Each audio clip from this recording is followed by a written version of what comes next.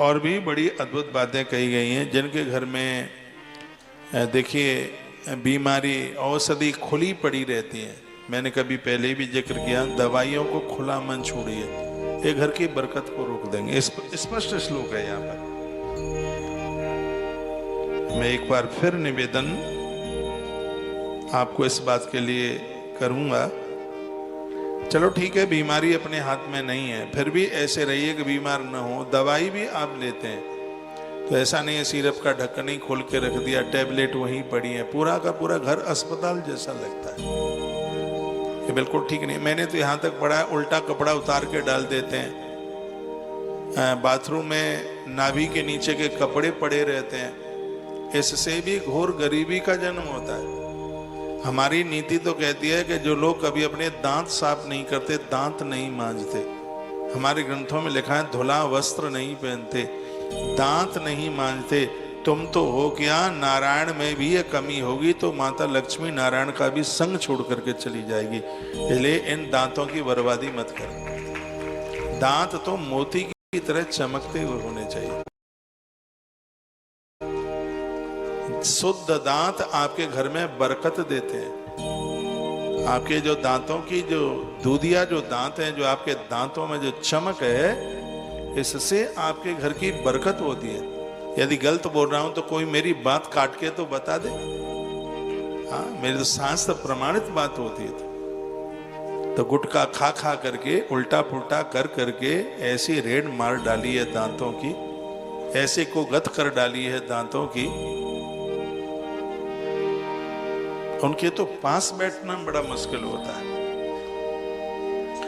कहते हैं कि जो औषधियां जिनके घर में बिखरी पड़ी रहती हैं, ऐसा जीवन जियो ना, ज्यादा औषधियों की जरूरत ही कहाँ पड़े। ये औषधियां ही तो और ज्यादा बीमार कर रही हैं। उसको आप लेते हैं तो उसको सिस्टम से उसको रखिए, टैबलेट पड़ी है पत्ते में रखिए, डिब्बे में रखिए, उसको जब जरूरत पड़े तब उसको लीजिए। बहुत पूरा चैप्टर भरा पड़ा है।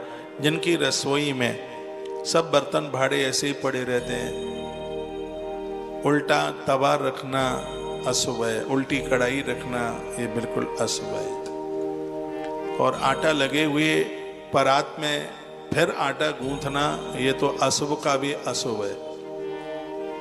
ये बड़ा अशुभ है कि पलोथन बचता है उसको उसी कनस्तर में आप डाल देते हैं। ये मत्स्य पुराण में इसका वर्णन है। ये बड़ा अशुभ है। घर में टूटा सूप रखना, ये नारद पुराण में लिखा है, बहुत ज्यादा अशुभ है। घर में टूटी खाट रखना, टूटी चारपाई रखना, जिनमें पानी रिसता है, ऐसे बर्तन, ये बड़ी अशुभता के प्रतीक है। घर में जला हुआ आसन जिस पर आप पूजा करते हैं, जिसमें खंडित प्रतिमा, जिसमें टूटे हुए दरवाजे, टूटा हुआ किसी दरवाजे का शीशा, दर्पण जिसे शीशा कहते हैं, बहुत ज्यादा अशुभ है। ये तो वास्तु भी कहता है, ये बिल्कुल ठीक नहीं है। टूटा हुआ किवाड़, दरवाजा, इसको बड़ा अशुभ माना गया, ठीक नहीं माना गया। ये चीजें घर की बरकत को रोक देती हैं। जिसके घर में फिसल करके लोग नीचे गिरते हैं, कोई आदमी आए नीचे गिर जाए, उसको शुभ नहीं माना गया, ठीक नहीं माना गया। आप तीर्थों में जाते हैं, जाइए, कौन मना करता, लेकिन घर को भी तो तीर्थ बनाइए।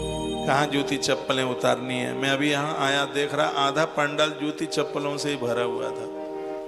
किसी का मुंह उठाए ऊपर पड़ी है जूती, तो किसी का करवट ले रही है, किसी की उल्टी पड़ी है, किसी की चित्त, किसी की पट्ट पड़ी हुई है। मैंने कहा वाह, कमाल की बात है। मेरा सुरक्षा कर्मी उनको ठीक से पीछे उनको रख रहा।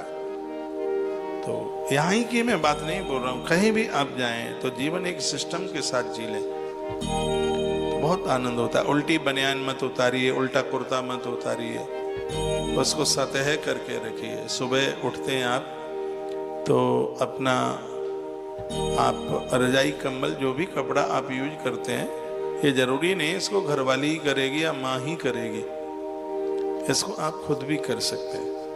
ये संस्कारों में से एक संस्कार है। भले ही 10 नौकर आपके घर लगे हों, जूठी थाली सबसे पहले अपने हाथों से उठाइए। जहाँ उनको साफ सुथरा किया जाता है वहाँ तक लेके जाइए। हम कृष्ण के भक्त हैं। भगवान गोविंद तो जूठी पत्तल रासु यज्ञ में उन्होंने उठाई और आपसे अपनी थाली नहीं उठती।